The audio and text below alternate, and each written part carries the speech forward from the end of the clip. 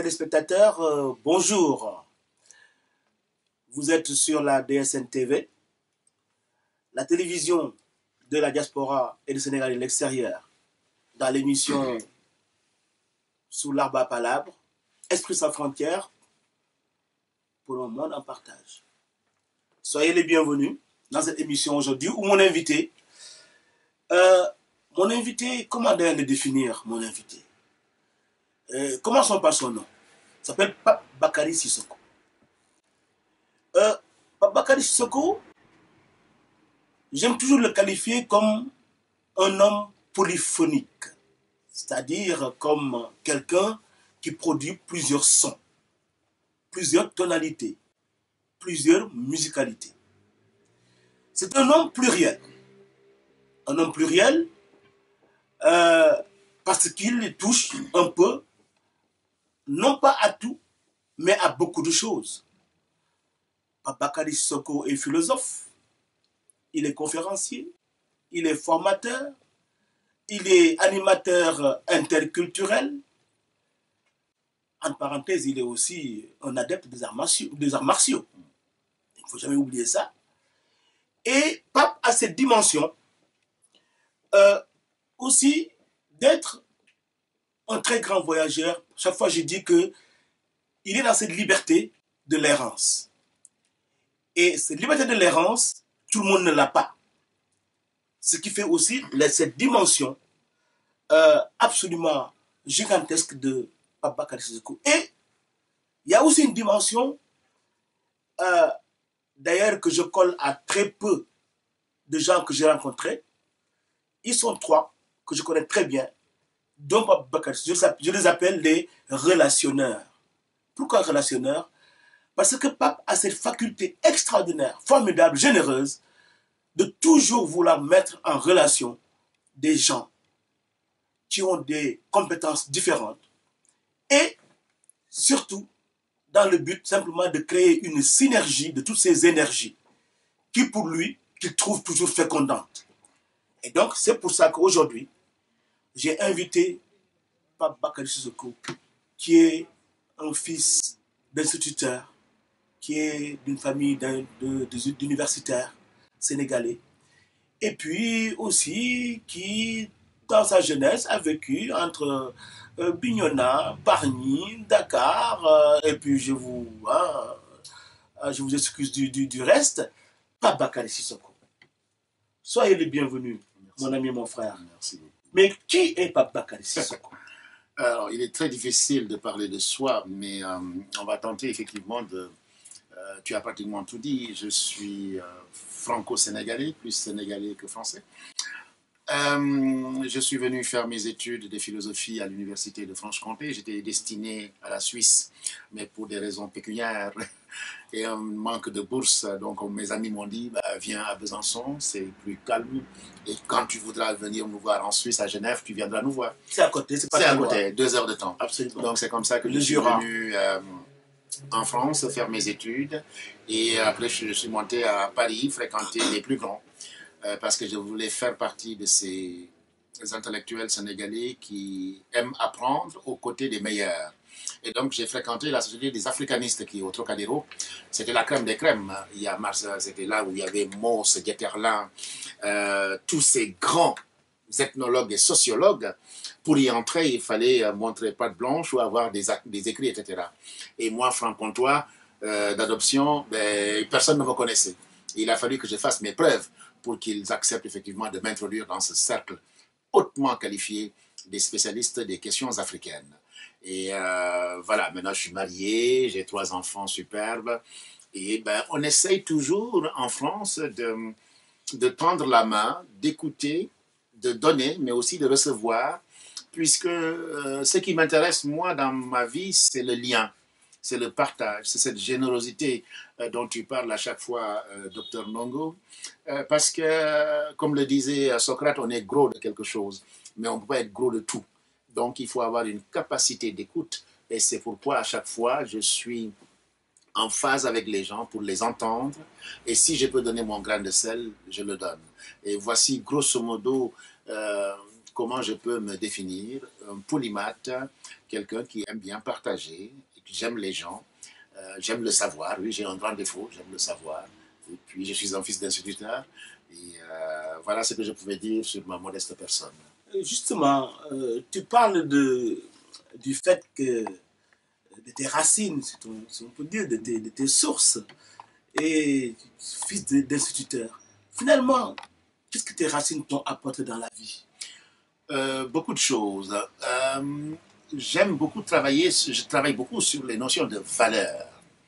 Pourquoi notre monde est en crise? Pourquoi est-ce que notre jeunesse est en crise? C'est parce que tout simplement, on a raté quelque chose, ce qu'on appelle la transmission du savoir. Mon père, instituteur, donc un intellectuel, mais qui connaissait aussi la tradition. Donc il nous a fait, il nous a baignés, il nous a éduqués dans deux modèles, la modernité et la tradition. C'est-à-dire que les deux ne sont pas antinomiques comme on peut le penser. Les valeurs du travail, du respect, du jom, du kersa, le mandou, la retenue, etc., etc. Donc il m'a enseigné ça. Et j'ai vécu aussi des rites d'initiation. À travers ces rites d'initiation, on nous montre ce qu'est le monde. C'est une préparation tout simplement à la vie, à l'existence. Comment je vais entreprendre une relation avec mon ami Ndongo, etc., etc. Quand on n'est pas préparé, quand on n'est pas éduqué, quand on n'est pas instruit dans ça, ben on fausse, on rate un chaînon. Et quand on rate un chaînon menton, on se casse les dents. Et ce n'est pas bon. Donc mon père, mes parents, mes grands-parents nous ont appris effectivement les valeurs fondamentales. Le respect, le travail, l'endurance, la retenue. Ces valeurs sont importantes. Ne pas voler, ne pas tricher. Ne pas avoir honte quand on ne sait pas. Demander. Demander, il y a beaucoup de gens qui ne savent pas demander. Quand tu ne sais pas, demande. Dans la tradition de la religion, que ce soit dans la Bible ou dans l'islam, etc., on vous demande toujours, quand vous ne savez pas, tendez l'oreille, demandez. Que ce soit dans l'islam, que ce soit dans toutes les religions. Donc, c'est effectivement, quand vous ne savez pas, demandez. Il n'y a pas de honte à ne pas savoir. Le non-savoir est un savoir. Et c'est de Socrate, d'ailleurs. Socrate, effectivement, disait, quand on lui posait des questions, il disait, je ne sais pas. Mais en fait, c'était le plus grand qui savait tout. Mais la modestie l'enseignait effectivement à dire, je ne sais pas. En fait, si je comprends bien, on en revient justement à ces credos qui sont des richesses chez nous, notamment le credo de l'écoute et le credo aussi de la transmission de l'éducation à travers l'humilité et la modestie. Et quelquefois, tout à l'heure, en t'entendant parler, je me posais la question, qu'en est-il la société sénégalaise aujourd'hui par rapport à toutes ces valeurs? Parce que là, je crois que tu es rentré du Sénégal il n'y a pas longtemps. Je crois que d'ailleurs, tu es passé à une émission aussi très très connue au Sénégal où tu as eu, eh bien, justement, cette réflexion, cette analyse, j'avais presque dit ce coup de gueule, d'avoir justement dit des choses que forcément, malheureusement, les gens ne se disent plus. Et donc, ce serait peut-être intéressant aussi de faire le linkage, la relation avec la société sénégalaise d'aujourd'hui par rapport à toutes ces notions. Je vous remercie beaucoup. Effectivement, j'ai fait une grande émission au Sénégal sur la télévision TFM avec Ablaye Samba Diop, Question Directe, une émission extrêmement écoutée. Et aujourd'hui d'ailleurs, je reçois toujours des mails de félicitations, etc., des contacts. Pour dire quoi? Parce que tout simplement, ça fait 6 ans que je n'étais pas allé au Sénégal. Et je débarque au Sénégal pour 10 jours. Et quand je débarque au Sénégal pour 10 jours, ce ne sont pas des vacances en réalité. Nous, les intellectuels que nous sommes, nous ne passons pas des vacances. Ce ne sont pas tranquilles. C'est difficile. Ce sont des vacances studieuses. Et donc, je rencontre tous mes amis, ma famille aussi. Je vais à Guédiawaye, je vais à Yeumbeul. Mes chaussures étaient poussiéreuses parce que je suis, comme je vous ai dit, j'ai une qualité d'écoute. Et comment un intellectuel peut parler de son pays s'il ne va pas à l'intérieur du pays? Et le gros problème de nos intellectuels au Sénégal, et je l'ai dit sans sourciller, c'est qu'ils ne savent pas. Ils sont dans le pays, mais ils ne savent pas ce qui s'y passe. Ils sont, comme Platon le dit parfaitement bien, ils vivent dans une nébuleuse où c'est l'intellectuel qui sait, mais qui se cache la vérité. Et c'est malhonnête et c'est inconséquent pour un intellectuel qui sait, qui doit normalement ouvrir les yeux du citoyen, du peuple, il ne le fait pas. Qu'est-ce qu'il fait? Il se barricade devant sa propriété, c'est-à-dire qu'il a des 8x8, des grosses voitures, une belle voiture, des gardiens, etc. Et personne ne peut accéder à lui. Et qu'est-ce qu'il choisit? L'élite. Mais quand on vit entre élites, quel est le sens? Il n'y a pas de sens. L'intellectuel, c'est comme le disait Sartre, en fait, c'est un acteur social qui doit propulser, impulser, observer et donner du conseil. Et donner du conseil parce que tout simplement, il a une autre façon de voir le monde. Il n'est pas englué dans les problèmes. Le Sénégalais est fatigué. Celui qui ne dit pas ça est un gros menteur. Le Sénégalais, j'ai reçu hier un article parce que je dirige un site qui s'appelle ichrono.info et un intellectuel sénégalais qui aime bien ma tribune m'envoie une contribution où il me dit « Le Sénégalais est dépressif ». Mais je signe l'article et je le mets en ligne tout de suite. Qu'est-ce que la dépression? C'est celui-là qui ne sait plus. Il est perdu. Il est perdu. Avant, mon cher ami, le Sénégalais, il rigolait beaucoup. Dafa doon fo, dirait, di waxtaan. Mais maintenant, il est triste. Ben, c'est pourquoi, d'ailleurs, une figure qu'on ne connaît pas, il y a beaucoup d'accidents au Sénégal. Pourquoi? Mais le gars, il ne suit pas. Il est en train de marcher sur la route, mais en réalité, il ne regarde rien. Il est omnibulé par sa tête, ce qu'il y a dans sa tête. Par exemple, la dépense quotidienne. Par exemple. En fait, il devient un être en rupture. Il devient un être en rupture complètement, alors qu'on est dans des sociétés traditionnelles où il y a du link, où il y a des relations. Mais ces relations n'existent plus au Sénégal, monsieur. La pauvreté fait que le Sénégalais n'est plus celui qu'il était. Il faudrait qu'on réinvente le nouveau Sénégalais. Et je le disais à ces jeunes qui dirigent des sociétés civiles, etc. Je leur dis, il faut que vous soyez bons, mais il vous manque beaucoup de choses. Je suis très content quand je vois la société civile sénégalaise, mais vous n'avez pas beaucoup d'arguments.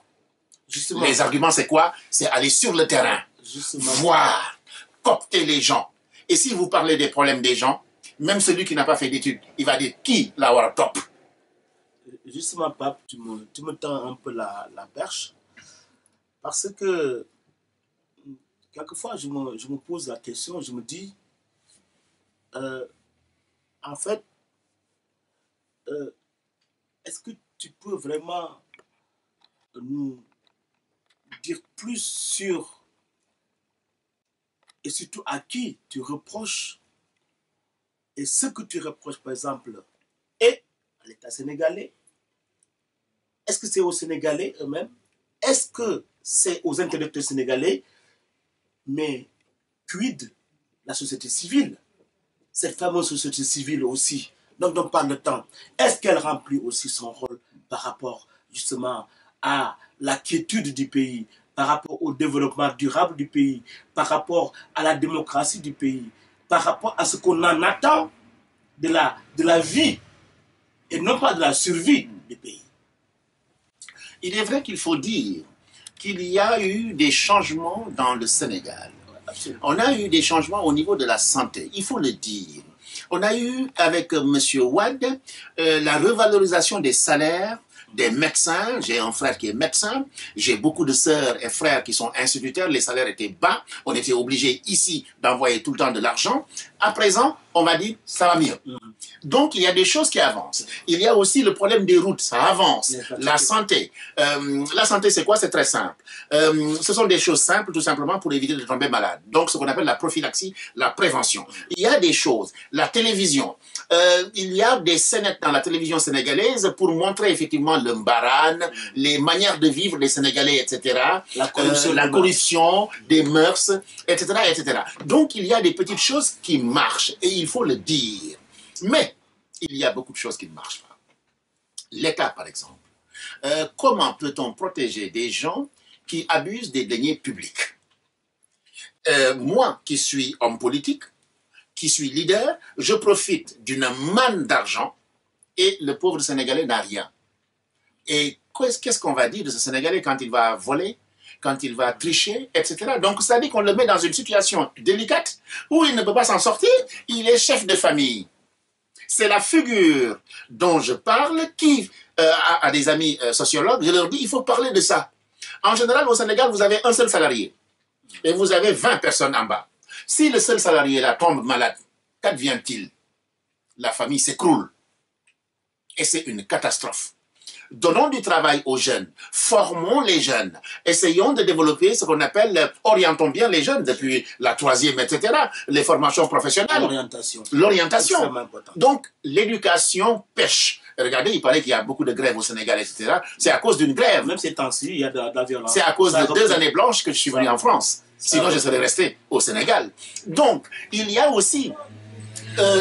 il y a eu aussi au Sénégal la libéralisation, le libéralisme qui a entraîné, qui a apporté beaucoup d'argent au Sénégal. Et il faut faire attention à cet argent-là, c'est bien beaucoup souvent de l'argent sale, l'argent de la drogue, etc. Parce que le Sénégal était une plaque tournante de la drogue, il faut le savoir. Et donc il y a eu beaucoup de maniement d'argent. Et du coup, tout le monde cherche maintenant à posséder. Tout le monde cherche à posséder. On nous parle par exemple de ces gens qui entretiennent des jeunes filles. Une jeune fille qui est secrétaire tout simplement, mais quand vous voyez son niveau de vie, vous vous dites, ce n'est pas que secrétaire. Non, c'est qu'il y a quelqu'un qui est derrière, qui l'entretient. Comment voulez-vous que les jeunes filles qui voient ça ne se prostituent pas, ne cherchent pas à occulter toutes les valeurs traditionnelles qu'on les a apprises, le djam, le faïda, le mandou. Mais non, elle va vouloir posséder. L'autre jeune homme aussi, quand vous allez sur les plages de Mbour, etc., qu'est-ce que vous voyez? De beaux jeunes hommes qui cherchent quoi? À vendre leur corps. Mais dans nos traditions, on ne connaissait pas ça. On était honnête, on était digne dans la pauvreté, on tenait la route. Donc, la société sénégalaise, les intellectuels, je les accuse, et je suis de taille pour leur répondre parce qu'on a fait les mêmes études. Aujourd'hui, les intellectuels qui sont au Sénégal, on est de la même promotion, donc il n'y a aucun problème du tout intellectuellement pour échanger, argumenter, ils ne font rien. Ils ne réveillent pas les consciences pour le développer. Pape, je crois que tout cela aussi entre en droite ligne de ton engagement qui prend diverses formes. Il y a cette forme-là qui entre dans le cadre de tes compétences, mais il y a aussi ce que les gens ne connaissent pas peut-être aussi de toi, beaucoup moins, c'est que tu épouses des causes comme la cause des albinos, hein, sur laquelle tu es très, très virulent. Tu fais un travail aussi. J'allais presque dire qu'en fait, si on prend toute la culture, je veux dire, tous les chemins de traverse que tu as pris, le philosophe, le conférencier, le formateur interculturel, le collaborateur et le gérant d'un site qui s'appelle Icrono. Et donc, en plus de ça, l'enseignant formateur à l'UFM, donc de Franche-Comté, en cultures africaines. Hein?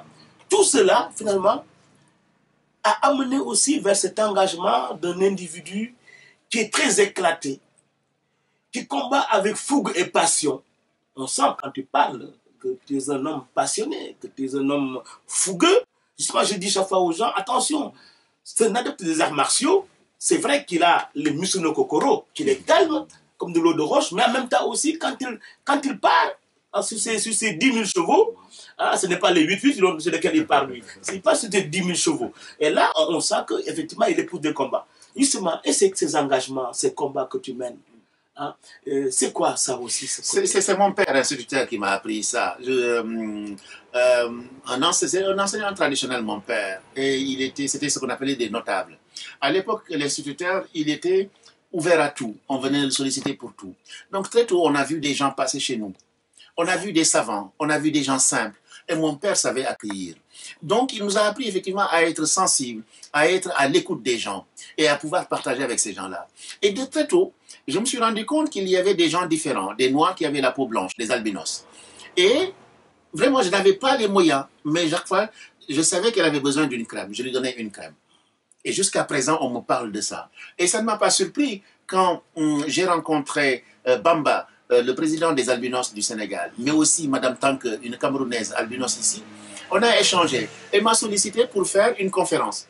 Il m'a dit, vous demandez quoi? J'ai dit, pour les albinos, je ne demande jamais. Il n'y a pas longtemps, tu étais à Compiègne, gratuitement. On devait rencontrer aussi Salif Keïta, mais il n'est pas venu. Donc, les albinos, pour ma part, sont des êtres humains comme tous les êtres humains. Ils ont seulement un défaut qui n'est pas de leur faute, qui est génétique. Le problème de la mélanine. Leur peau ne parvient pas à transformer. Donc ce n'est pas une tare. Qu'on ne les prenne pas pour des gens surnaturels, etc. Parce que là, je pointe du doigt les sacrifices humains dont ils sont victimes. On pourchasse, on les chasse, comme si c'était des bêtes. Ce ne sont pas des bêtes, ce sont nos sœurs, ce sont nos frères. C'est pourquoi je me bats pour les albinos. Je dis même qu'il faut que les médecins mettent des bagues à la naissance d'un albinos pour qu'on le géolocalise. Comme ça, si un imbécile pourchasse, tue un albinos, qu'on puisse le géolocaliser et qu'on l'enferme. Les albinos sont des êtres humains comme tout le monde, on a le droit de les respecter. Et heureusement qu'au Sénégal, au Mali, ça va, les albinos ne sont pas considérés comme dans certains pays. Mais, alors, moi je suis géopoliticien. Il y a eu des conflits en Afrique. Des gens de l'extérieur sont venus au Sénégal et ont apporté leur culture traditionnelle. Où effectivement, comme ils savent que les Sénégalais veulent être riches tout de suite, et il y a ces charlatans-là. Alors, ils massacrent des albinos pour effectivement faire des rituels sacrés, etc. Cela doit être interdit. Nous devons protéger nos frontières. Nous sommes des Africains ouverts, mais nous n'aimons pas l'insécurité. Il faut qu'on laisse tranquille nos albinos, nos frères et sœurs albinos du monde entier. Du monde entier sans exception. Ils n'ont rien de spécial. Ces gens-là, ce sont que des êtres humains. Ce ne sont pas des hommes surnaturels. Je vous avais prévenu, vous voyez, donc, quand Pape Sissoko se met en branle justement sur un sujet qui le passionne, vous voyez très bien ce que ça donne. Et justement, Pape, toi qui es philosophe, et pas que philosophe, qui est aussi sociologue, et pas que sociologue, qui est aussi psychologue, parce que tu as embrassé toutes ces compétences-là. Et donc, toi qui as justement cette vision globale, en même temps, qui est aussi dans le monde du journalisme. Pour ceux qui ne savent pas, iChrono.info, c'est un site formidable. Allez-y surtout parce que c'est extrêmement important. Il y a des articles extrêmement rares, singuliers, que Pape met en ligne. Eh bien, je voulais juste te demander, parce qu'on approche un peu de la fin de l'émission, et d'après toi, sur quel levier faut-il vraiment appuyer pour que le Sénégal soit actuellement sur la voie d'un développement durable, par exemple par rapport à la justice, à l'équité, par rapport à l'élevage, à la pêche, par rapport à quoi encore, mais par rapport aussi à l'école, à l'agriculture, par rapport à la religion aujourd'hui, et aussi par rapport surtout aussi au savoir, le multimédia et les savoirs, justement. Et par rapport à tout ça, quels sont d'après toi les leviers où il faut tout de suite là, sur lesquels il faut appuyer pour déclencher des choses qui iront surtout dans le bon sens. L'agriculture. Tous les pays développés, à part le Japon, ont axé leur développement sur l'agriculture de la terre. Mais nous avons la terre. Nous avons des paysans. Moi, j'ai vécu en Casamance. Mais il n'y avait pas de famine en Casamance. On avait du riz. La terre. Il faut que les gens retournent à la terre. Pour cela, je salue la Banque mondiale, des structures qui ont commencé à creuser des forages pour apporter l'eau aux populations.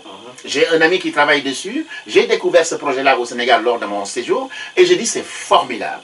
Formidable. Nos sœurs, nos mères souffrent d'aller chercher de l'eau. L'eau est capitale. Donc apportons l'eau aux citoyens. Apportons l'eau dans le village. Apportons l'eau dans les champs. Incitons les jeunes à se former à la culture, etc. Aujourd'hui, on parle beaucoup de produits bio. Si on cultivait en Afrique, par exemple, on aurait des produits bio. Et donc, on serait riche. Donc, il me semble qu'il faut développer l'agriculture. Et je salue une initiative au Sénégal. Moi, je dirais même pourquoi ils ne font pas, vous savez, les salons de l'agriculture au Sénégal, mais ils font quelque chose qui ressemble à ça. Nous avons des moutons de qualité. Il y a la Fiara. Nous avons des moutons de qualité. Moi qui suis très sélectif à la télévision, mais quand je vois ça, je suis content. Je suis fier de ma communauté qui connaît maintenant l'intérêt de l'élevage. Et je remercie aussi les médecins, comment on appelle ça, vétérinaires, qui les aident effectivement pour les croisements, etc. Donc l'agriculture, c'est un vaste sujet, c'est l'élevage, c'est tout ça. Donc il faut développer l'agriculture pour qu'on ait une autosuffisance alimentaire. Il faut aussi promouvoir les produits céréaliers. C'est extrêmement important parce que maintenant on consomme, on surconsomme, on mange très mal au Sénégal. Il y a une pléthore de diabète, de maladies cardiovasculaires au Sénégal. Pourquoi? À cause tout simplement des changements de nourriture, des changements alimentaires. Il faut qu'on éduque les gens effectivement à avoir une bonne santé. Quand tu n'as pas la bonne santé, mais tu ne peux pas développer ton pays. La santé est capitale. L'agriculture est importante. Il faut qu'on investisse dans l'agriculture. Je vois des jeunes qui font par exemple beaucoup de poulaillers, etc. Et c'est extrêmement intéressant. Il y a de l'initiative, il y a de la volonté, mais il manque cette organisation-là. Il faut les organiser, ces jeunes-là, pour qu'effectivement les emmener vers le bon chemin. Il y a un jeune homme que je viens de rencontrer aujourd'hui qui est spécialiste de l'organisation. C'est M. Dem. L'organisation est importante. Et nous, Africains, nous pensons que tout tombe du ciel. On ne travaille pas. Non.